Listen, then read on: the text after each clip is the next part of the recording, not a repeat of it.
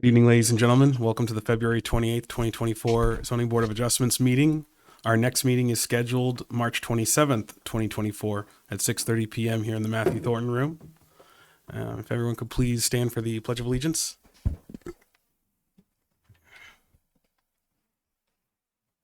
Allegiance to the flag of the United States of America and to the republic for which it stands, one nation, under God, indivisible, with liberty and justice for all.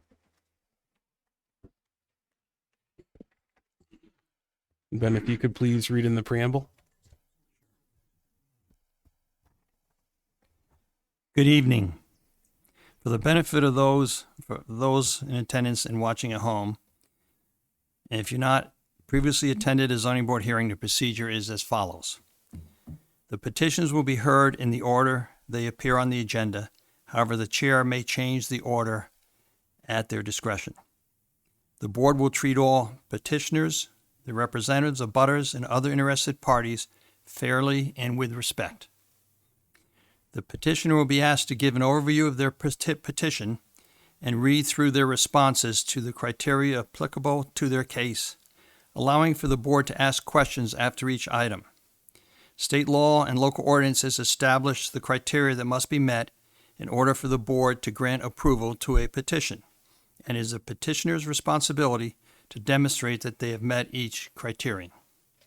Following the presentation, the chair will open the floor for public comment either in favor or opposed to the request. If necessary, an opportunity for rebuttal will be offered to the petitioner and public. However, discussions will not be allowed to devolve into back and forth arguments. All comments shall be directed to the chair. Should a question be asked, the chair will pose the question to the petitioner. Afterwards, the chair will close the public hearing and the board will deliberate and vote on the petition. At this time, please silence all cell phones. Thank you.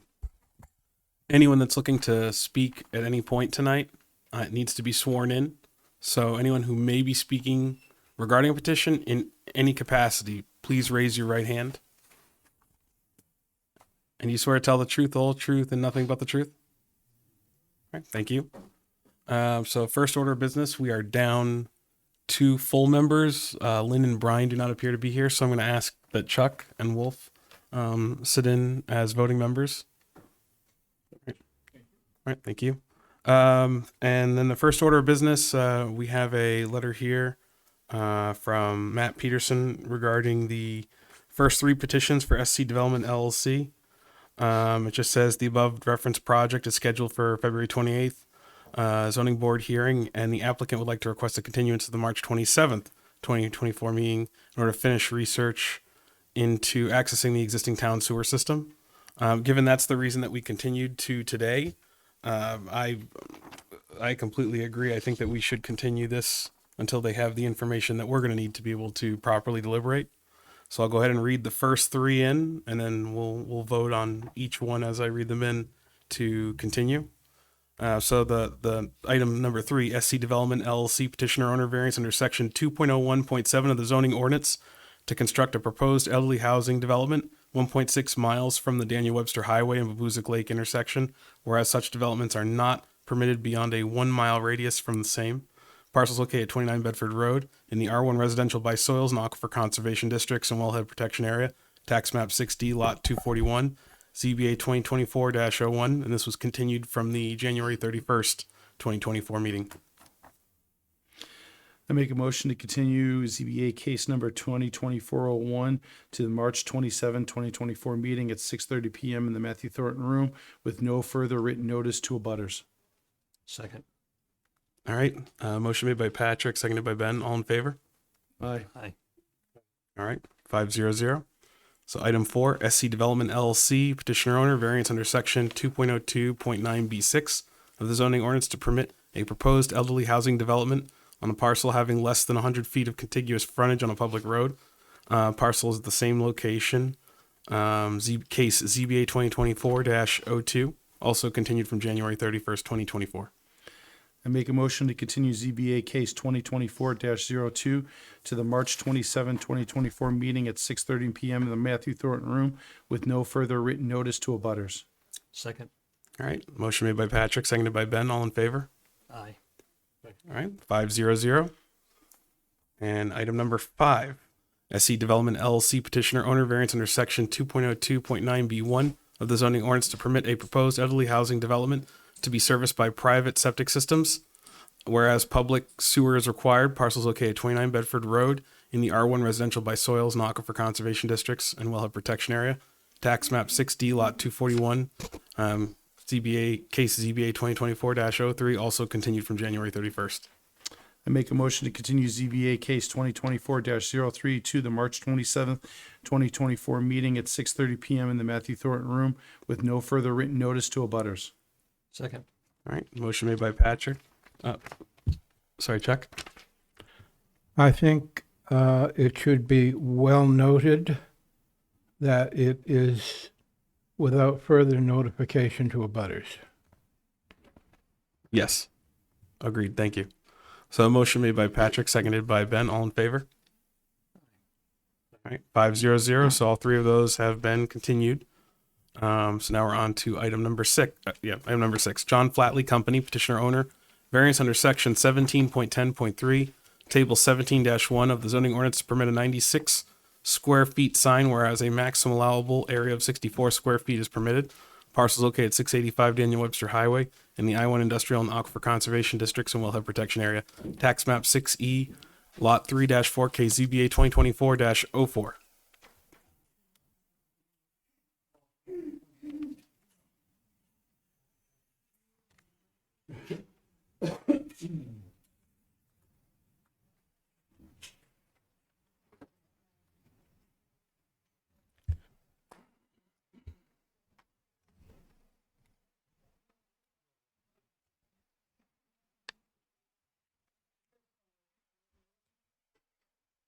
Good evening, Mr. Chairman, members of the board. For the record, my name is Chad Brannon. I'm a civil engineer with Fieldstone Lake Consultants, and I'll be representing the John Flatley Company this evening with their variance request. With me this evening is Kevin Walker with the John Flatley Company as well. I think this board may be quite familiar with this sign design and request at this point. We are here tonight with a slightly different variance request. Unfortunately, when we initially went through the review with the town, there was an understanding that this property does have 4 lanes of roadway out in front of it, but only 2 of those lanes are through roads. And so when the town took a closer look at how they evaluate the regulations, apparently in the past they've only considered through lanes as traffic lanes themselves. And so when they got back to us after reviewing the regulations, that interpretation would only allow for a 64 square foot sign. So they suggested that the appropriate path would be for us to come back before you for a variance. So this variance request is under section 1710.3, and it's table 17-1 of the Merrimack zoning ordinance to permit a 96 square foot sign to be installed out in front of 685 Daniel Webster Highway, which is also known as tax map parcel 6E3 lot 4. The parcel is, or the area is about 45.44 acres in size, and has just under 1,600 linear feet of frontage along Daniel Webster Highway. The existing lot, as everybody knows, but for the sake of being thorough, has been approved for a light industrial flex space development, and that development is currently under construction. The sites, meaning all of the rental properties, will be leased to various businesses, contractors, and the sign is located at what is considered to be the main entrance to the site, which was a pretty large discussion when we were before this board, at the last meeting. A variance has been requested to permit the proposed sign in this location, which is less than 20 feet, or was granted rather, which is less than 20 feet from the highway right of way. And I do have those plans and submitted those plans as well with this application. But if the board recalls, the right of way along the front of this property is quite wide, which was really the primary basis for that request. This section of Daniel Webster Highway where the property is located has a traffic speed or a travel speed, a speed limit sign of 35 miles an hour with 2 lanes of through traffic and 2 turning lanes at the intersection that we're talking about. This development will have 26 units available for lease when it's built out. So the size of the sign is ultimately of the request is ultimately a function of the number of tenants that we're proposing to have on the sign. My client's proposing to have on the sign. And that kind of ties into what a lot of our arguments were with the last variance, which is, it needs to be legible. We still want to create a safe situation where everybody's utilizing the main entrance. So we would prefer to have all the signage on one sign, which is why we're requesting the 96 square foot variance. Technically speaking, a property of this size with 1,600 feet of frontage would be allowed several monument signs. In fact, we recently subdivided this property before the planning board into 3 separate lots, all of which have over 300 feet of frontage. So each one of those lots would be allowed to have a 64 square foot ground sign. But that would kind of defeat the purpose of our last request, which is to try to locate this sign at the main entrance to the site. And so that's really the primary, argument in justification here is we're trying to clear up what was a misunderstanding or interpretation initially. We have the sign designed. We think this is still the best design. It's the safest design. It's the right location for the sign. And so, we have submitted this application, seeking relief to allow for, 26 tenants to have their space on one sign. And I'd be happy to go through the criteria if you'd like, Mr. Chairman, or answer any questions that the board may have at this time. I have a couple questions. If that's Yeah. Oh, go for it. All right, thank you. So is this sign going to be facing outward or this way? So the road's going this way. Is it facing this way or is it facing this way? It's facing perpendicular with the road, so it'd be facing both directions on the travel way. So the light would be going this way and this way from the sign and not this way across the street, Correct. which I know is a concern. Correct. Okay. That was my first question. My second question was, so this sign will mean that any of the tenants that are there are not putting any signs on their building. Like they're not putting a sign over their door saying whatever their company is. This is the only sign for that entire property. I think it's the only monument sign. I mean, certainly people could, there is still an allowed wall sign, that people could do. We don't have all the spaces leased up, so we certainly can't restrict. We don't want to restrict someone's ability to do a sign on the building because the monument sign gets you in there, and then obviously the wall signs typically help direct you to the right spot internally. But there's only a certain amount of square footage that's allowed for total signage. That's correct, but again, this is now 3 properties, so there's 3 lots, and each one of the buildings is on their own lot, and then you have. But for this lot and for this building, there's a total square footage of sign that is allowed. And so so what I'm asking, and what I just want to understand is if a tenant moves in there and they want to put a sign above their door, does this 98, I'm assuming this 98 square foot goes into the total signage? It would, otherwise if we would have to request relief if we, didn't meet that requirement. The total square footage like you're suggesting, sir, certainly. So then I guess and not to belabor the point, but so then the question is it total square footage for the entire property or is it total square footage per tenant? because if it's total square footage for the entire property, each of those tenant signs are over their door are gonna be not big at all. No, So it's those are completely different.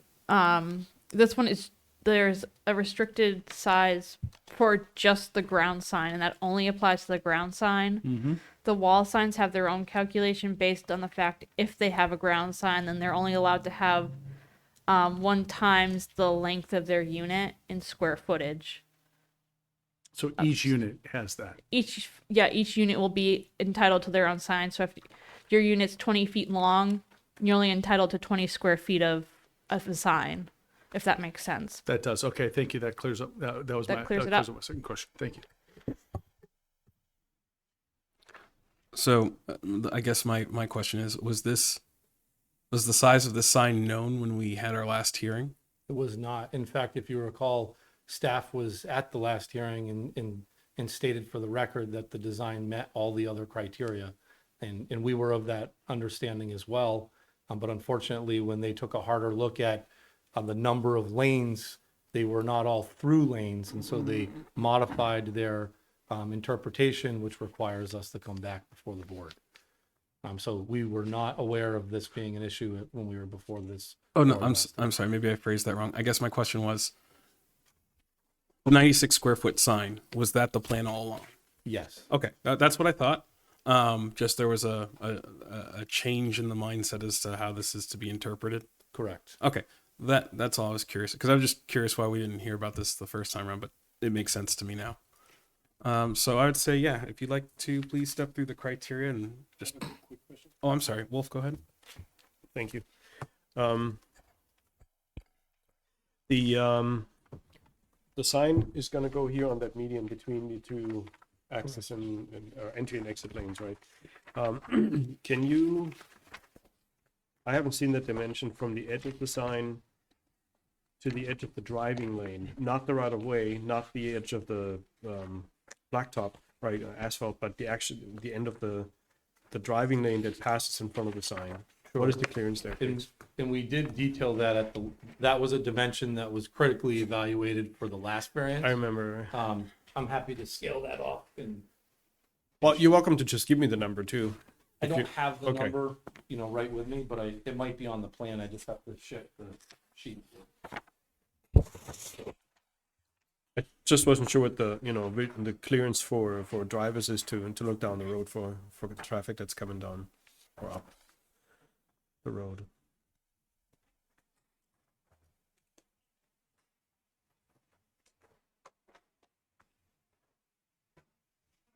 Yeah, it's actually labeled on this plan. It's just shy of 43 feet from the travel way to the front edge of the sign.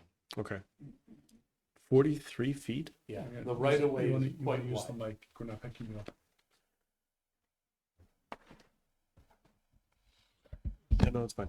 But that can't be 43 feet. That's not even a car's length. I'll measure it, but the right of way, so you see the striped line here? Are you asking from the edge of pavement or the travel? I'm giving you a So- measurement from the white line. So you're seeing, I'm looking for the clearance that a driver is gonna have to look down left and right. Actually, left. A driver that's exiting the property, right, on the left lane, for example. Let's say on the left lane of those two exit lanes, Okay. right? And that driver wants to make a left turn. What kind of clearance does that driver have after he or she passed the sign? Okay, so from the stop bar to the face of the sign, Right. that would be 28 feet. Okay. So they would be well past the sign. That That doesn't right look of way, like if 20 you feet at remember, all. Okay. jogs in about 25 feet. So, Okay. and we're a foot from, based on the variance inside of that, so that's 26 That's feet. pretty solid then. Okay. That's from this right of way line. Yeah. And then it's 3 feet from that right of way line, basically to that stop bar. Yeah. Okay. All right. Thank you.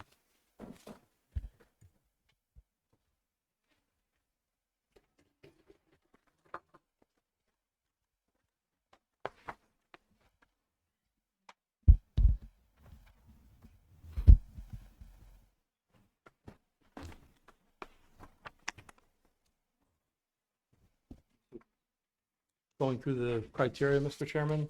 Yes, please. So number one, granting the variance would not be contrary to the public interest because, and we state that the square footage of the proposed sign will allow for approaching vehicles to more easily identify the site and businesses that are on the sign. Easier visibility and identification will have the added benefit of increased safety for vehicles and pedestrians along Daniel Webster Highway. The proposed sign will not obstruct visibility or sight lines at the intersection. The design of the sign will not create any health or safety problems and will provide easily identifiable signage for the tenants in the community. Good visibility on the proposed sign will help the incoming businesses thrive, which is a benefit to the community and certainly to the new businesses. The proposed use will not alter the essential character of the neighborhood, threaten the public health, safety or welfare, or otherwise injure the public rights. And for these reasons, we believe granting the variance would not be contrary to the public interest. Any questions from the board?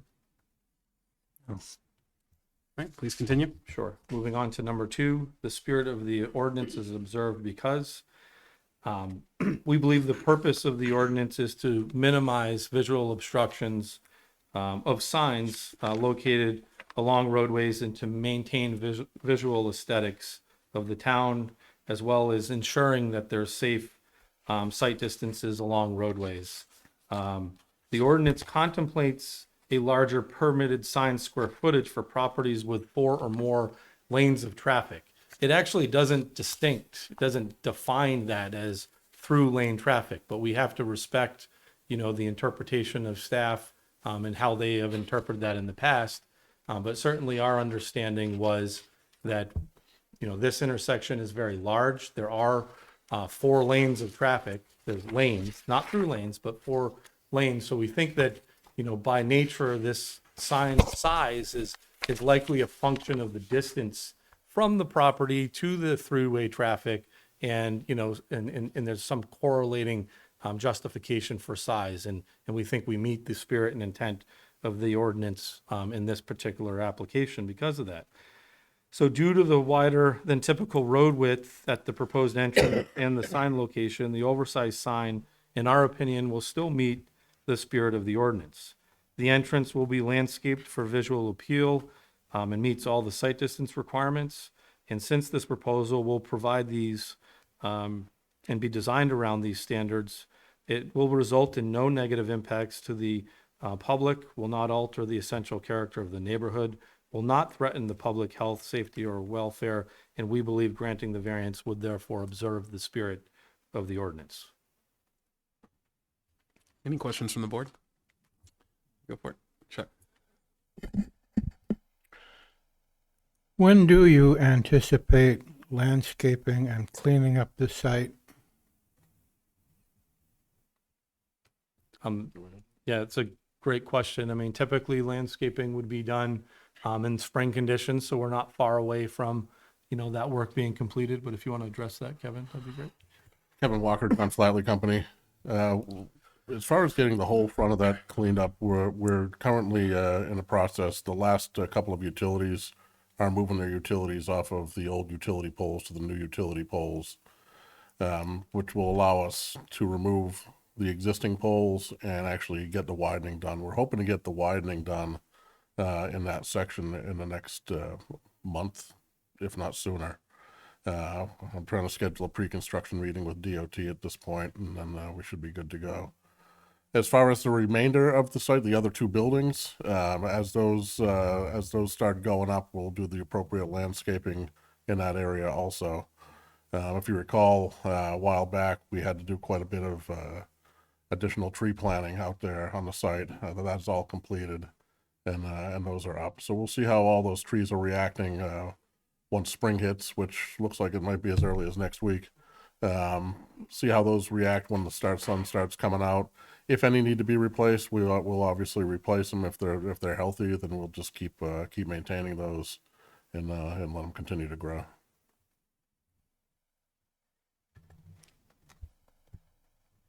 Any further questions? All right, thank you. All right, number Number 3 on the variance criteria. Absolutely. Item number 3, granting the variance would do substantial justice because granting this variance for a ground side sign exceeding 64 square feet will do substantial justice because it will allow our client to appropriately provide signage for this site in one location, reasonable signage for each of the 26 tenants. The development of 65 Daniel Webster Highway allows for up to 26 businesses to be established.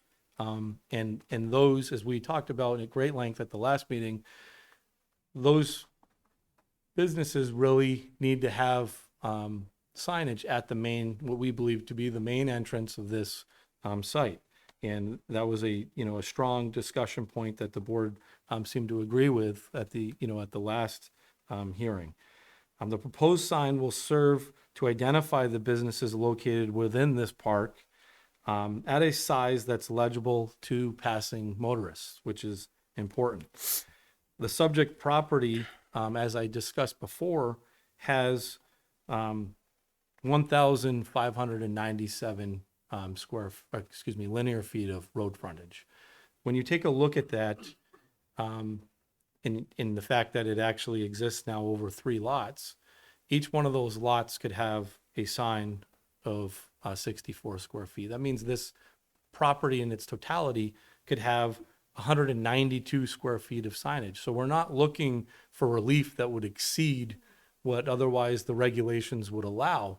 We're just asking to have that again in the right spot, for safety reasons at the main entrance of the site. And we're actually seeking less than what, the total signage for a ground monument sign, the regulations would allow.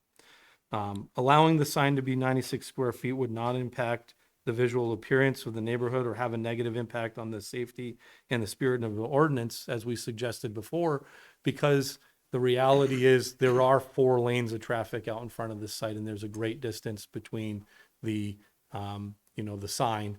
I mean, just from the stop bar to the sign, we're talking about a distance of 28 feet. From the second through lane, it's a good distance from there. So I think there's justification in this application where the circumstance is somewhat unique. So granting this variance would do substantial justice because it will allow for the productive use of the property as we have described. And in other words, a denial of this variance request would be an injustice to my client, as there would be no apparent gain to the general public by denying the application. So a couple of questions that I have, and I know I believe we addressed these at the last hearing, but I just want to double check. There are no moving parts to the sign or displays on the sign. Is that correct? That's correct. Okay, and is the sign backlit or front? Like, how's it illuminated? We haven't decided at this point. We're open to either way. Okay. I just wasn't sure if you guys had a plan for that. All right. Any other questions? Maybe it was discussed and I missed it. How do you get 4 lanes? I mean, unless you're counting the shoulders, I don't know how you're getting 4 lanes there because it's only 2. Well, there's, and I think part of this is you have to contemplate what the proposed improvements are out there. So there will be a through lane, a turn lane, a through lane, and another turn lane at the intersection of this site, because there's a right turn lane into the project. And so as you're looking at this, I'm going to grab the mic again. Okay.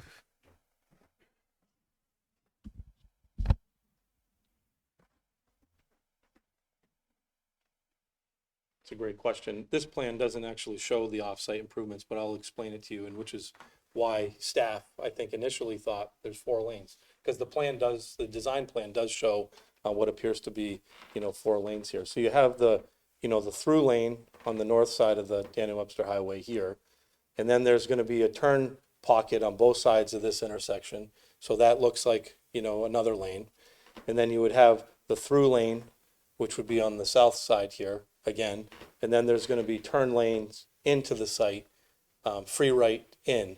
And so there's going to be 4 lanes out in front of where this sign is. And that width will be, 4 lanes wide at that intersection.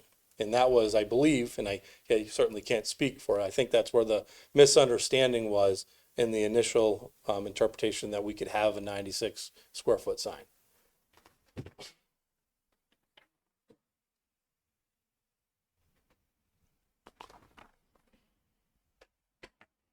All right. Any other questions from the board?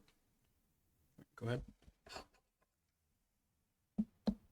There we go. The lighting again, is there any plans to potentially shut off the lights after a certain time of the day? Or dim them potentially? So let's say, for example, 8 p.m., most businesses probably are going to be closed in that facility, right? Unless there's any kind of freight forwarding or whatnot, right? Trucking companies, warehouses. But would there be, in consideration of the abutters across the street, a consideration of reducing the light pollution? We could definitely dim them, and it may be possible just to shut them off. I think it's going to depend on what businesses go in there and what they need to see as far as, their location or whatnot. But we've got no, we're not opposed to definitely dimming it. We're actually working on dimming some of those. I'm kind of getting a tiny bit off point. We've had some questions on the lighting that's out there already, and they meet what was designed for the site. It was approved by the planning board, the whole 9 yards. And we've gotten feedback that people think it's just too bright. So we're actually working on dimming the existing lighting out there. It'll make it safe for whether it's emergency vehicles going around the building or whatever it might be. But dimming it a bit so it's not doesn't appear as bright as as what was approved. I think this is a planning board discussion anyway, from what I know, right? But I figured I want to bring it up. Thank you. All right. Go ahead. I'm not knowledgeable in line sighting. You want to turn your microphone on? I'm not knowledgeable on line sighting technology, but you have backlit and you have frontlit. So if backlit means that the light shines out from the sign, that's going to radiate further into the surrounding areas. If it's frontlit, you have lights that shine on the sign, illuminates the names of all the companies, and has minimal impact to surrounding properties. And I would think that what would make better sense is to have it front lit, the light shining to the sign, if I'm using the terminology correctly. You might be using the terminology correctly. I understand what you're saying, sir, but Okay. what I can tell you is, and I'm not a sign professional, but I have designed, sites for 25 years. And Okay. I have seen, internally lit signs can be adjusted for lighting. So they can, and it depends a lot on what the design is. Is it a darker, color lettering? Is it, how is it, how is that sign designed? But I personally, think that there's advantages to both. But like a spotlight light on a sign is often much brighter than an internally lit sign, because light will reflect off a sign. So I try Good not point. to direct, but I think the important feature here is it will have to meet the town, regulations. And, certainly that design would be provided, for evaluation to staff. But Okay. Thank you. Any further questions from the board? All right, please continue. criteria number 4, granting the variance would not diminish the values of surrounding properties because the existing site is located in the industrial district and is bordered by a mix of industrial and commercial properties, along with residential development to the northwest. The commercial and industrial establishments in the area have similar signs to advertise their businesses, and therefore the proposed sign will really match and blend with the the surrounding area. And I think our opinion is that in large part that's because of sign location, distance off the road. And this sign will be, positioned, as I stated before, almost 43 feet off the edge of the, travel way. That's a good distance off the road. So I think it will be proportionate with other signs in the surroundings. There is no evidence that the proposed sign will have, a negative impact or effect on surrounding property values to our knowledge. And we're not looking to change the location of the sign, and we're not looking for more signage than what one could already, propose along the frontage of this site. Again, we're just looking for it in the right spot, in a nice professional monument sign where we can market and advertise 26 tenants.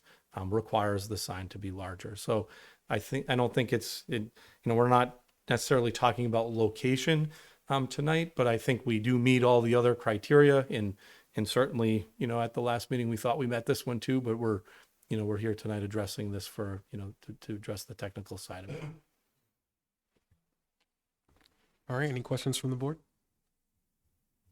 All right. Continue to unnecessary hardship. So unnecessary hardship, owing to the special conditions of the property that distinguish it from other properties in the area. Explain how no fair and substantial relationship exists between the general public purpose of the ordinance provision and the specific application of that provision to the property. And I think, what's a clear distinction between this property and many other properties is the size and the geometry and the, amount of frontage that we have, and the fact that we have one real main entrance, and that's where the sign belongs. And so we have 45.44 acres if you count the 3 parcels. This is again in the I-1 district. The property has just shy of 1,600 linear feet of frontage. By right could be looking at 192 square feet of signage across 3 monument signs along the frontage of the property, but we're looking to just have it at the entrance, which is where we believe it's the safest and most appropriate location. And that, and in my opinion, is a unique situation that does distinguish it from other properties in the area. This section of Daniel Webster Highway, where the property is located, will have 4 lanes out in front of it with the off-site improvements. But again, 2 of them will be turning lanes, 2 of them will be through lanes. And although that doesn't technically meet the interpretation, which is why we're here this evening, I think it does speak to, some intent. And so that's a unique circumstance that isn't very, very often, the case. And we think that there is some correlation to, this variance request accordingly. The right-of-way along this property is disproportionate with others in the area. Again, it cuts into the property 25 feet. And so that extra distance from the highway also is a reason why a larger sign, larger font on the sign is required. It is another unique circumstance that distinguishes this property from other properties in the area. It's our opinion that the general public purpose of the ordinance provision is to,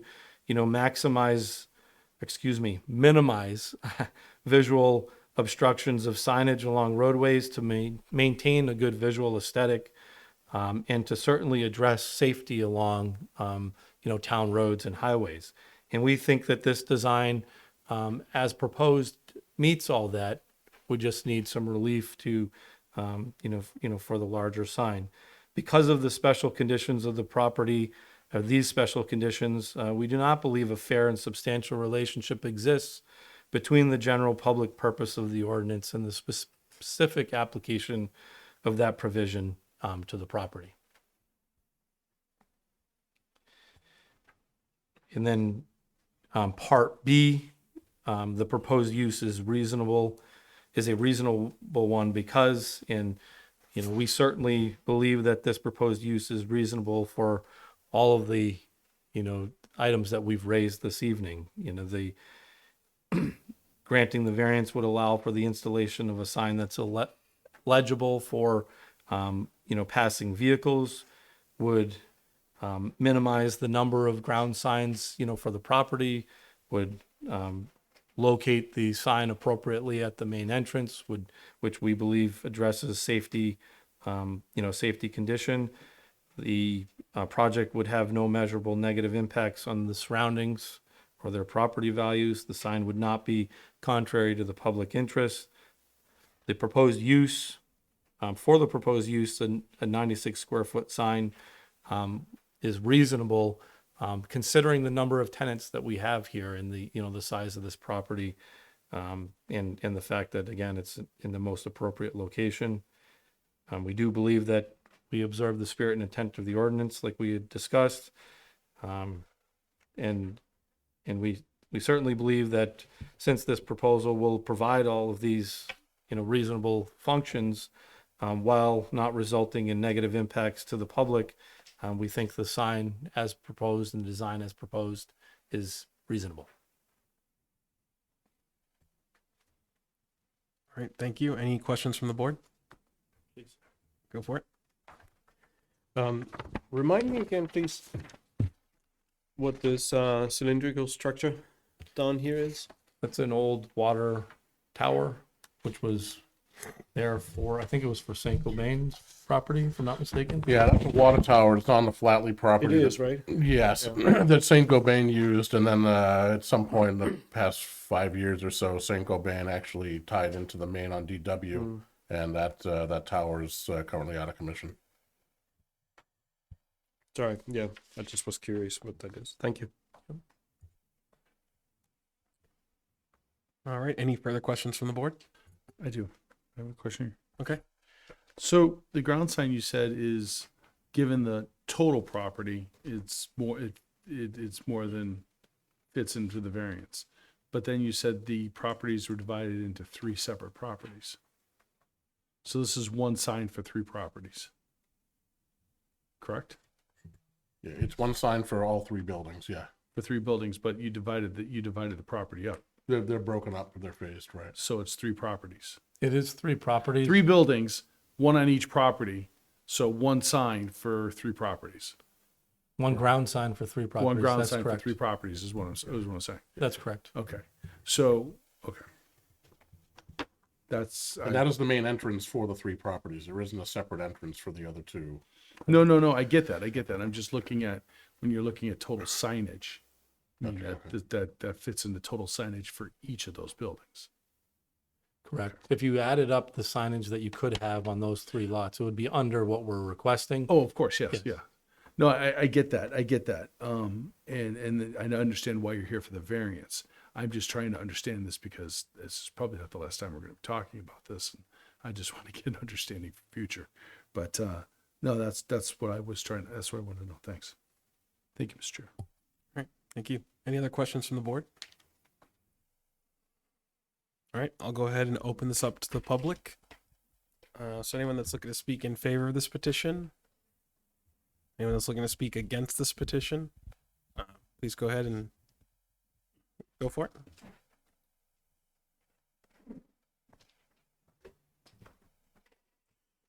Good evening, Kendall Smith, 18 Kimberly Drive. I'm just going to go through the same criteria that was just mentioned in some of my comments.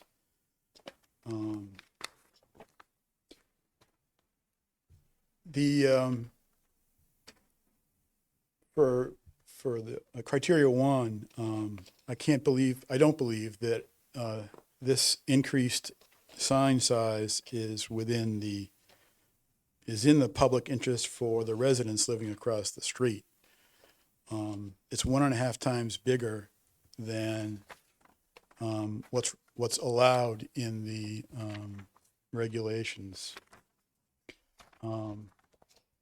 Making it the size they propose won't do anything for safety, I don't think, nor will it have any effect on the success or failure of the businesses or locating those businesses. Given that the speed limit there is only 35 miles an hour, you're going through there pretty slowly. Customers who are going to those businesses are not going to use that sign for navigating. In other words, They're not going to say, oh, I want to go to this place, and then I'm just going to drive up and down Daniel Webster Highway until I find that sign. No, they're going to put the address into their navigation system, and they're going to get turn-by-turn instructions to go right there. The sign's going to have nothing to do with them locating that business.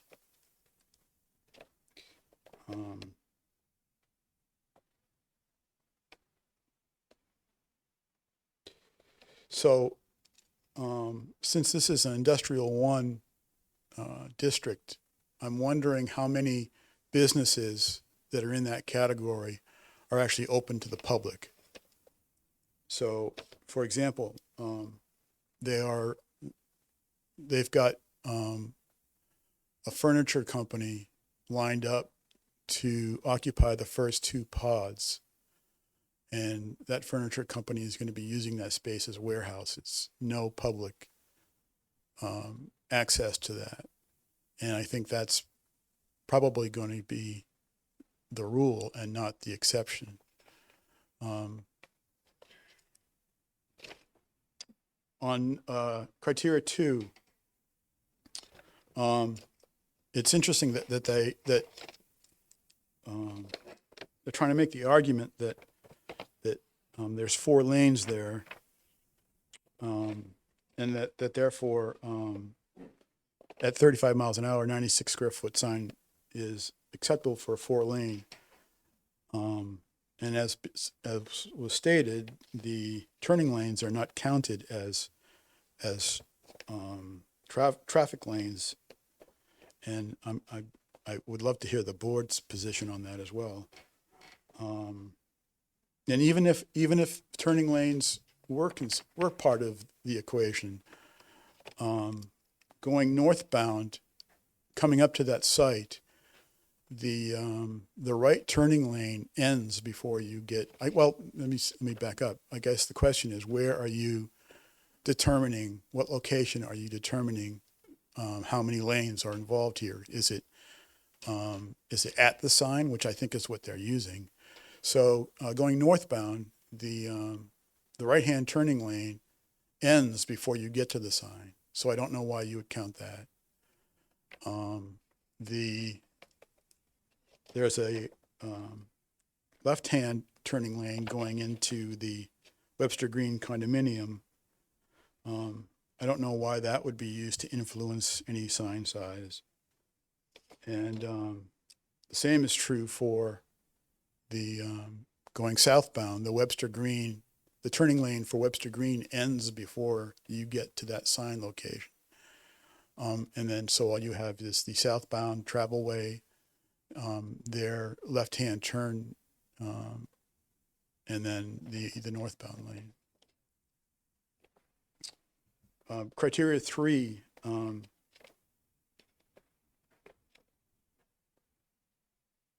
I think that a sign that is 1.5 times allowed by the regulation will have a visual impact, or it will impact the visual appearance of the neighborhood.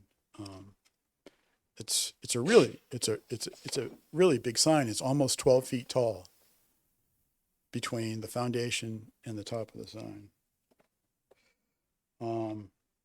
And they say that granting this variance would do substantial justice because it would allow for the productive use of the property. And so that implies that if this was denied, then it would result in unproductive use of the property, which is not true. As I've said, they've already got tenants scheduled to go in there, and there's no sign there. So to me, that just doesn't fly that this sign needs to be this big.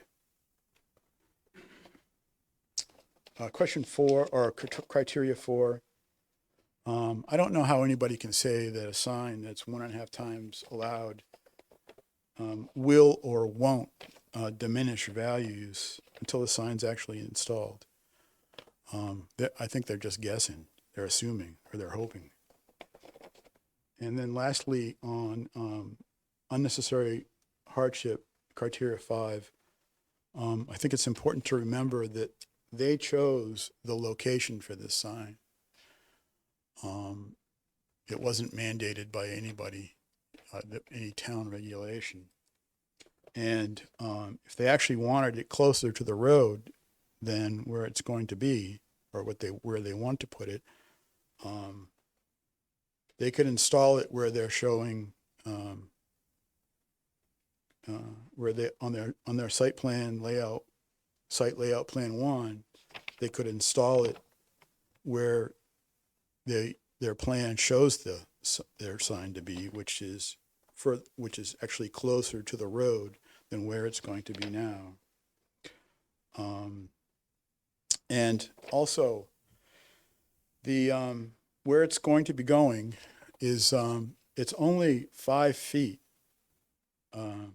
from the location it could have been if that right of way did not jog. So it jogs 24.828.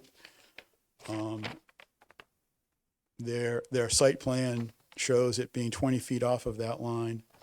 So if you do the math, it's only 5 feet, this much. Is that jog really gonna have an impact on? I don't think that jog could be considered a hardship in any way. And for B, as stated before, the sign is 1.5 times the allowed. And to me, that has the potential for altering the essential character of the neighborhood. And a couple other points that I'm concerned about is that they did not even make a good faith effort to install a sign that was within the regulations. If you look at the design of the sign, they devote 20 square feet to just 3 numbers at the top and the name of the facility on the side. That's 20 square feet. It's almost 20%. And a question that I would like to get an answer to is, and I got a follow up to this based on what part of the conversation. Why was a foundation installed for this proposed sign, with dimensions for this proposed sign? Why is that already in place before they received a variance to install this sign? So I would like a question to that, or I would like an answer to that. And based on the conversation that you folks had, I just want to understand. I think, Mr. Chairman, you asked if the size of the sign was known previously, and the answer I heard was no. Do I have that? Do I have that correct? So, my question was regarding, was this specific sign that's shown here to be 96 square feet known at the time of the last variance? The answer is yes, they were well aware that was the size. But to answer some of your other questions, if the turning lanes were considered through lanes, for the sake of the lane comment, 96 square feet would have been completely within the expectation of the ordinance. And so because only 2 of those lanes happen to be through lanes, this does not meet that criteria where it can be 96 square feet. Also, to answer some of the other questions that you'd asked in regards to the lanes, I guess the best way I think to describe the correlation between the lanes and the sign is obviously the more lanes there are, the further away traffic on the opposite side of the road is going to be from the sign, and therefore the larger the sign would need to be to grab the attention of folks driving by. And when I think of road layout, where 2 of these are turning lanes, I think of Elm Street, Manchester, where if you're driving up there aren't really any turning lanes until you get to like the south end of Elm Street. So folks who are turning off of a straight lane. So in that criteria, those lanes, that road's probably a little bit more narrow than the roadway we're talking about here. And yet they would, for example, businesses there would qualify under an ordinance like this because all the lanes are considered straight lanes. I don't know about you, but I definitely prefer the road layout that we have here in Merrimack to that. I think it's a lot safer. But the big misunderstanding here is that this was always the plan for the sign, which is why the base is already in place. It's just that the term lanes was interpreted as any lane during the original hearing. However, since then the interpretation has changed to be only through lanes, not turning lanes. So the definition of a lane only counts in terms of this ordinance if it's a through lane. But because two of them are turning lanes, that changes the requirements for the sign. That's why we're here to observe this variance. So, when you say the last time that we were here, are you referring to the meeting where they requested a variance to install their sign 1 foot from the right of way? Is that the meeting you're referring to? Correct. Because I don't recall. I'll have to go back and look. I don't recall any discussion of turning lanes or lanes. And there wouldn't be, because there's no need for us to bring up things that are outside of our scope. So if those were straight traffic lanes like you would see on Elm Street in Manchester, none of us would be here talking about this right now. This is all because the definition of lane, the interpretation changed from the time we had that hearing to now, which is why we're here now hearing this variance. So I'm not sure if that helps answer some of those questions.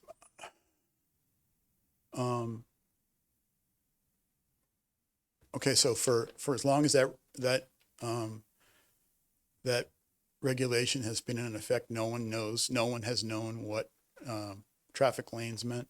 I guess I don't understand that. To be perfectly honest with you, that would be a conversation you'd want to have with the community development office. Okay.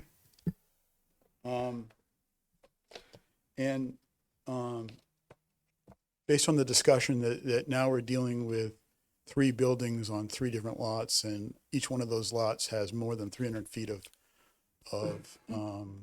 frontage, then they would be allowed, I think, a total of 196 square feet.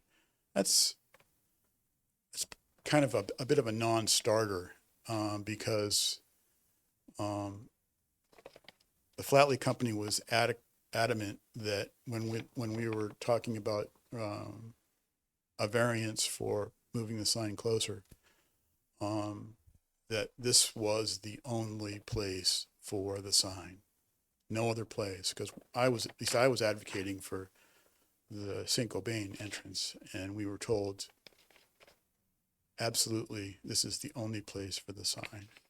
Correct. And lastly, so they're not going to install 2 more ground signs somewhere between the St. Gobain light and this entrance, somewhere out in the middle of nowhere, because to hear them speak, that would be confusing to the driver. Exactly. As to where to turn. So that's kind of a non-starter for me. And just the discussion on lighting and where it's going to be lit, et cetera, or how long it's going to be lit. Mr. Walker said at the meeting that they had discussed the lighting of that sign, and that they had landed on a timer that would turn the lights on at dawn and turn the lights off at dusk. That's what he said to the board when we were talking about the variance for the right of way. Yeah, and to be honest, I do like to know that information as to how we're handling the illumination, but at the same time, it's really kind of outside of our jurisdiction, really, that discussion. But I agree with you. I mean, that's something that I like to know. I was just concerned that we were hearing a little bit different story tonight that has nothing to do with this this variance, but we were hearing a little bit different story about how long the lights were going to be on that sign than what was originally said back in last fall. So that's it for me. Thanks very Right. much. Thank you. Is there anyone else that would like to speak against this petition? Ashley Tenave, 75 Shelburne Road. So I'd like to say that in the entire town of Merrimack, there's only one other sign that comes anywhere close to this 96 square feet or 98 square feet, and that is Bite Me Cupcakes.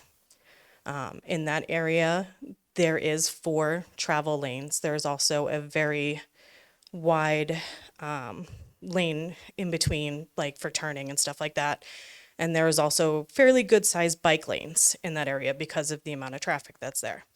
Bike Me Cupcakes itself is pushed very far back away from the road and therefore does need a fairly good sign, because if that building was not bright pink like it is, you probably wouldn't know it was there. Coming further up Daniel Webster Highway, you go past the 360. You've got the strip mall where Billy's Famous Pizza is, and we've had multiple other things in that area. That is 3 lanes. There is a lane going south, a lane going north, and there is a middle turn lane down that entire section. That sign isn't anywhere close to as big as what they want to put. When you get up to our area, they're talking about having visibility for their sign. Since they have removed all of those trees, there is no way you can miss their property coming up either way, south or north, towards their property. There is no issues with sight lines. I drive that every single day. And especially at night, you guys asked about lighting, and I know that is more planning board, but the amount of light coming off of that property, you will not miss that property, even on a terrible rainy day like it is now. You've got one big downlight close to where they're going to put that sign that is actually shining into the road, which is one of the planning board's issues, as well as every area where they could put a sign on the building has its own light to light up that sign. There is no issues with sight lines for that property. Nobody is going to miss the fact that there is something there, or that what they are looking for is there. We have GPS. We're not sitting there with MapQuest maps asking our passenger to try and find where we're going anymore. Between GPS and the fact that there really is no issue with sightlines, I don't see why we need a monstrous sign in that area. That sign is going to be humongous, and it's just not needed. You know, there is 2 lines of traffic right now, and their turning lanes end right there. Again, as you're coming up, heading north, you're not going to hit that turning lane until very close to their property. Before that, you're already seeing even the 64-foot sign that you would see anywhere else along Daniel Webster Highway. Same thing with heading south. Heading south, you actually have even more sight before you hit that turning lane that they are planning putting in. There is no reason for us to have a monstrous lighted sign directly across the street from our condos, where we already have light pollution blending in, where it is daylight if you look out the windows and you look towards their property. That is how bright it is. It's not needed. A normal size sign could handle all of the businesses that they're going to put in there. Not to mention the fact that they come up and they sound like they're threatening those of us that live across the street, going, if we don't get this approved, we could put 2 other signs and make it look even worse for you guys. That sounds like a threat to us. If we come up here and we speak against this, that they're going to do something else that is going to make us even madder. Them splitting and subdividing those things, we asked if that would change the site plan. Their original site plan had 1 sign. They would then have to go for a whole new approval to add 2 more signs to their site plan, because that would change the approval of the site plan that they have. I don't enjoy coming up here and talking about this. I don't enjoy having to argue against this. And I don't enjoy feeling like a contractor is threatening us residents who have lived there longer than they've had approval for that site if we speak against them. And that is what I'm going to say. Thank you.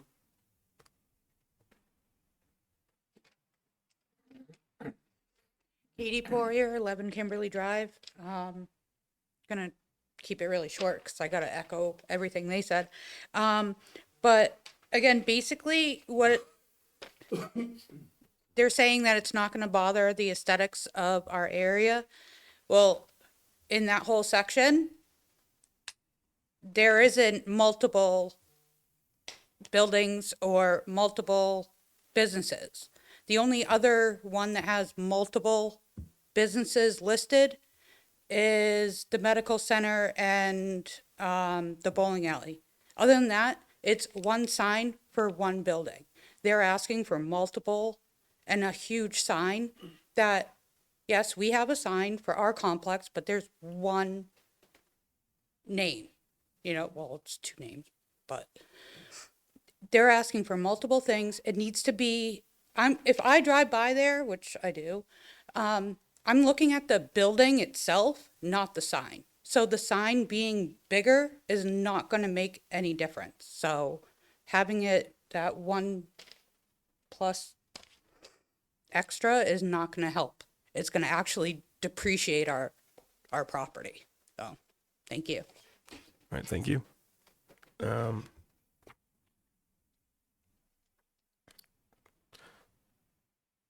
Now, have you guys seen what the actual sign is proposed?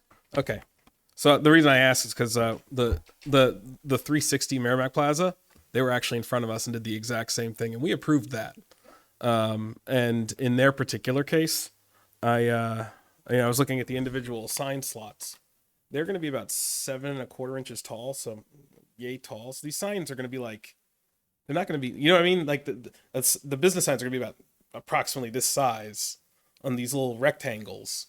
So I got to be honest with you, even at this size, I'm not sure how. But when you drive by, would you be looking at a sign or would you be looking at a building? Yeah, you'd have to grab the microphone. I'm sorry. When you're driving, right? Like say Skyline Mall, when you're driving by there, right? You're looking at the building, not necessarily the sign. And no, I'm looking at personally. Yeah. I'm looking at the sign every time. I'm never looking at the buildings. okay. And then Because turning my head, like I had said at the last meeting, turning my head 90 degrees is taking my vision off the road. And yeah, I really prefer not to get into an accident. okay, so if they do, or if you do approve that and such, I guess what I would like is if there is a available unit, it should say available unit to rent. If they don't have a tenant, like if other, like Skyline Mall, you have, how many units are empty? I don't want their, oh, well, that company's no longer there. You know, they went out of business.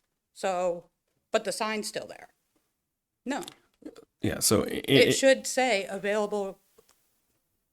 what they put on the sign, that's not something we could ever enforce. I mean, I understand what you're saying, but that's not something we could ever enforce.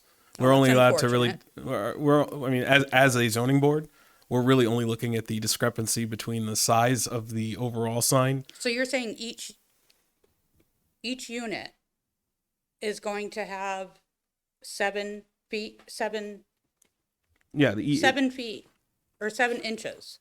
7¼ inches tall is how each unit's sign's going to be, because they have to fit 26 signs on this. Well, except not, because the unit that they're renting out for 2, right? It's 2 units. It's one building, or sorry, it's one company. That's true.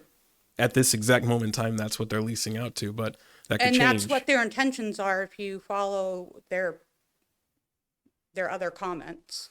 Well, let's say the Don't furniture shake store, your for head. example, goes out of business or decides to relocate that office space, and then 2 other companies want to come in, and they've already built the sign. Now they can't accommodate those 2 businesses that are moving in. They're looking at future proofing their layout, which makes sense, because you never know who's going to be leasing that building 10 years down the line. Excuse me, Mr. Chairman. Yes. Can we stick to what we're discussing here tonight, not the ifs, the wouldas, the couldas, Sure. the shouldas, or what could potentially happen 10 years from now, if you don't mind, sir?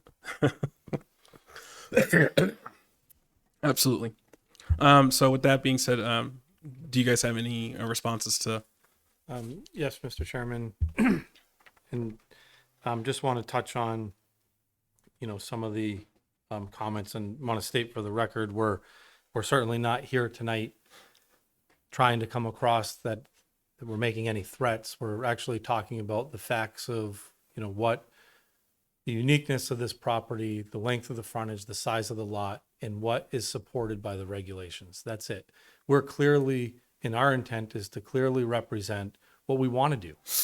This is the same plan that we were in front of you with at the last two hearings.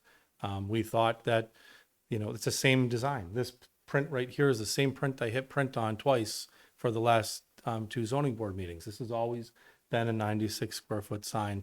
Unfortunately, and I just want to state it again because I don't want anybody to think that I'm trying to threaten them at all. I'm just trying to present facts as to why this is a reasonable request. We're asking for a sign that's 32 square feet bigger than what's allowed. It's, the location's already been decided. Unfortunately, the construction started before this issue was raised. That's why, the foundation work has, has begun.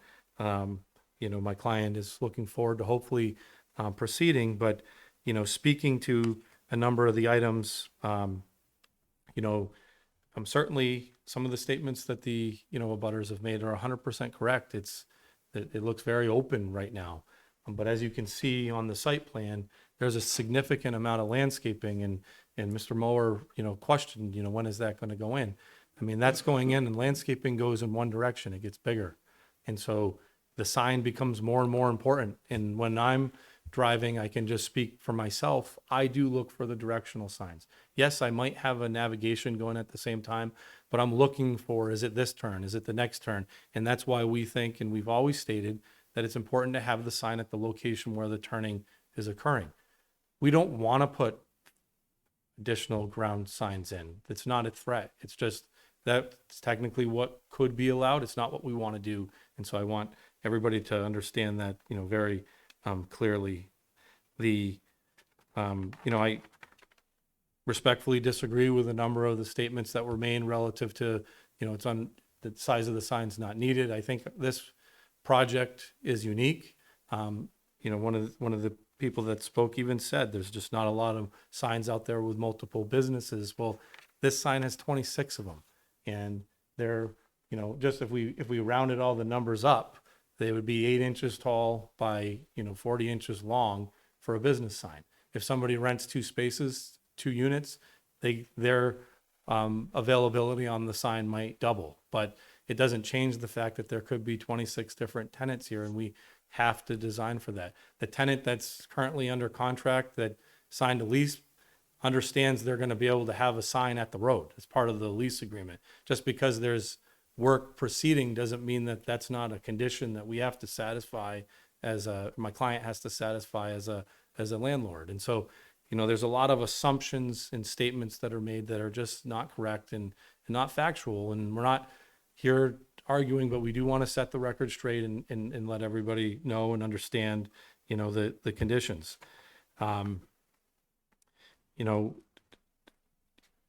We started with this design. We haven't changed anything. This is the same concept that we had, when we went through the site plan approval. We're not looking to change anything. We're trying to get the original intent approved. That's it. Statements that are made about site plan approval, and if we have to change signs, yes, that's not the avenue we're trying to go down. That's why we're before, this board. When it comes to, what it looks like now, I just want people to understand and to be objective that it's a construction site.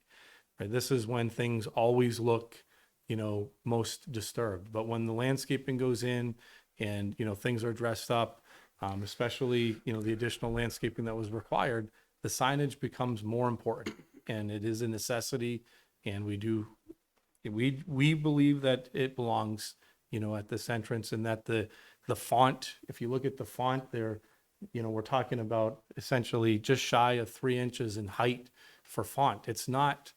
We're not looking for something that's, obscene or obtrusive. It's a very reasonable design. It's a reasonable design because of the number of tenants. That is, what makes this unique. It's one sign for 5 acres. It's one ground. It's a big area. There are a number of units, and that speaks to the hardship criteria. So we've orientated it, so that it will not, the lighting won't cast into the right of way. I think one of the board members asked about the orientation of the sign. Certainly, that was done so that people could see it when they're traveling, perpendicular to the travel lane. But, we're not trying to create a situation that's, any different than, a good design and a safe design. And we hope that the board, will consider this on those merits. And, we appreciate the board's time, and we're here to answer questions and concerns, and happy to do so. If I missed one, please just let me know. All right, thank you. Before I close the public portion of this, were there any follow-up questions or concerns that you guys wanted to address tonight? Okay. In that case, I'll go ahead and close the Oh, do you have a question, Wolf? Yeah. Thank you, Mr. Chairman. Quick question. I'm assuming this gray block down here is the concrete foundation. It's actually a wrap that covers the concrete foundation. Okay. It's like a metal wrap, I believe. So the landscaping will be up, like the mulch will be up to that. To the top of that block? No. Not to the No, top, no, but to the bottom, but right. then we're in New Right, England, right. so you have snow and stuff. So typically the sign starts a slight, the advertising portion starts a small distance off Yeah, the ground. yeah, for visibility, right? That makes sense. So these 96 square feet, do they include that area of the concrete foundation, or is the 96? I was trying to do the math, but because of the cutouts, I couldn't do it on the fly in 2 minutes. Is the 96 square feet only the red portion and the names of the businesses, or is it also including the foundation? I'm doing the math right now, just so I Yeah, can make well, sure. it didn't quite add up, and I figured that's because of the cutout up here. That's like 14 inches by Yeah, 10 inches. I think it's and I just did this really quick, sir. I think if you do this overall dimension, it's 97 square feet. So the 99 times the This 139, times one, I just rounded up to 140. right? That's 97 square feet. Okay. And then you have this 14-inch Right. cutout. Which And means which means it would be 96. that's without- what I thought. Which means your foundation is not part of the surface. Correct. Okay. I think the same would be true for a freestanding sign. So when you have That's like kind a of my metal- point. Yeah. Right. So okay. Okay. Thank you. All right, any further questions from the board then before I close the public portion? All right, I'll go ahead and close this. I'll entertain conversation or a motion. I've got some concerns regarding the whole use of the language of 4 lanes. I've driven that road multiple times. I understand that they're putting in a turning lane coming north, and I understand there's supposed to be a turning lane coming south. But I don't. When I think 4 lanes, I think of like Daniel Webster Highway down by Budweiser. That's 4 lanes, 2 lanes in each direction. Yeah. This, I don't. I have. That wording, I don't like that wording. I don't like, and I don't. I see what they're going for, but again, to me, 4 lanes is, like I said, down with the Budweiser plant, 2 lanes in each direction. This doesn't seem like 4 lanes. Seems like maybe 2.5, but not 4. But that's just my take on that wording. So for that reason, I don't know if spirit of the ordinance or substantial justice, which I think both mentioned that. I don't know if that's necessarily met. Again, that's just my take on it. So. All right.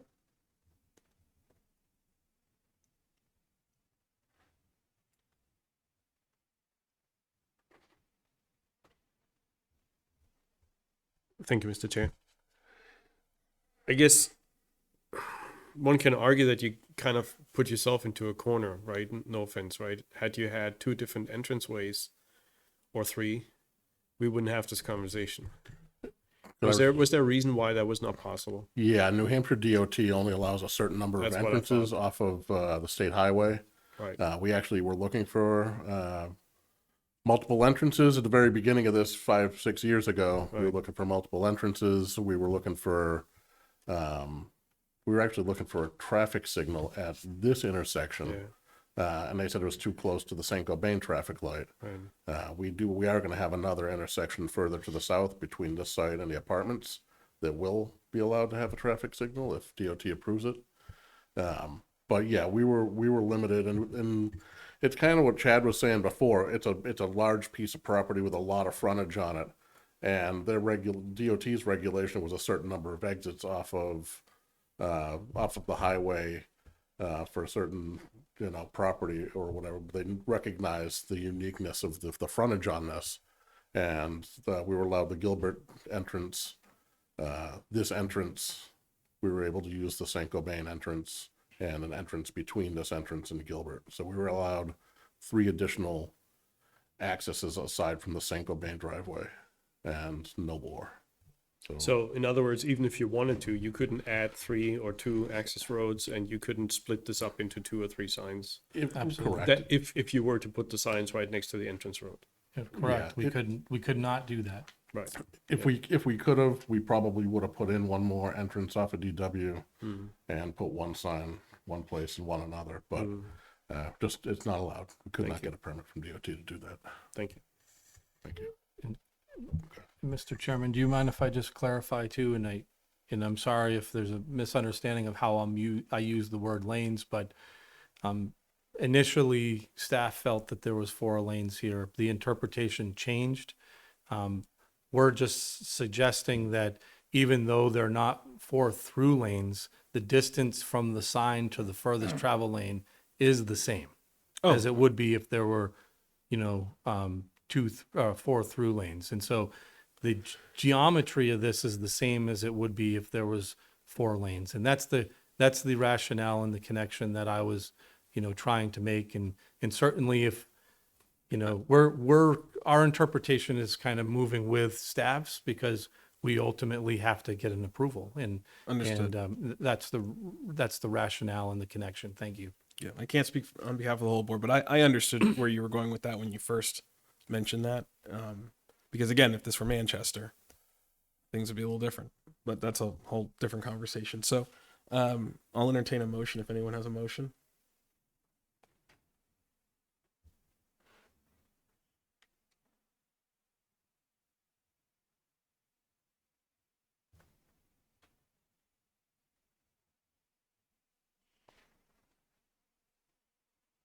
Make a motion. Can you turn your light on? Oh, no problem. Okay.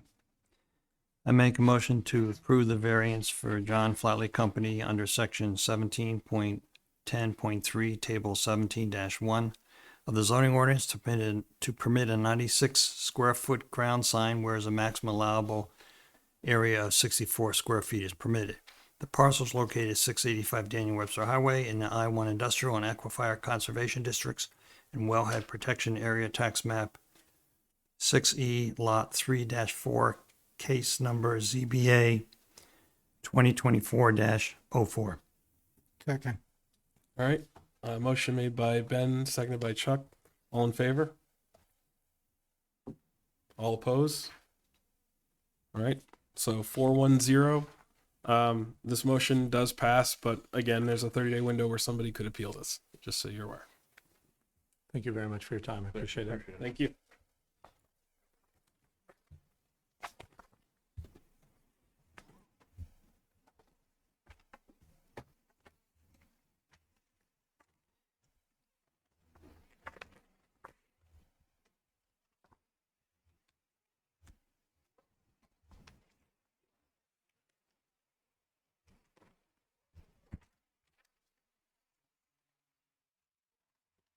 So, discussion of other items. I wanted to bring up that we have one alternate position open, and we currently have a couple of candidates that we need to interview.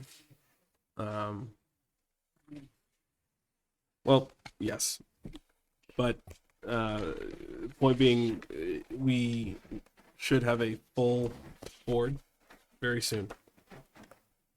Does anybody else have anything they want to discuss?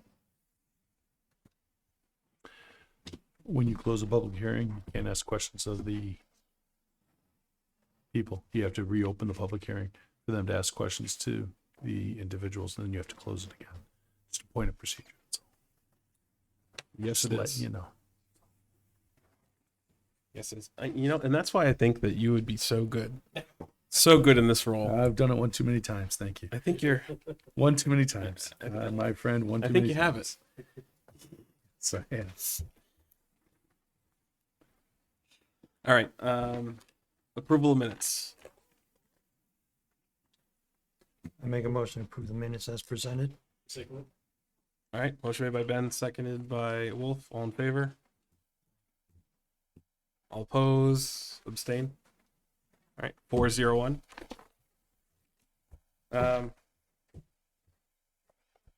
Motion to adjourn. Second. All right. All in favor? Aye. All right. 5-0-0. Good night, everyone.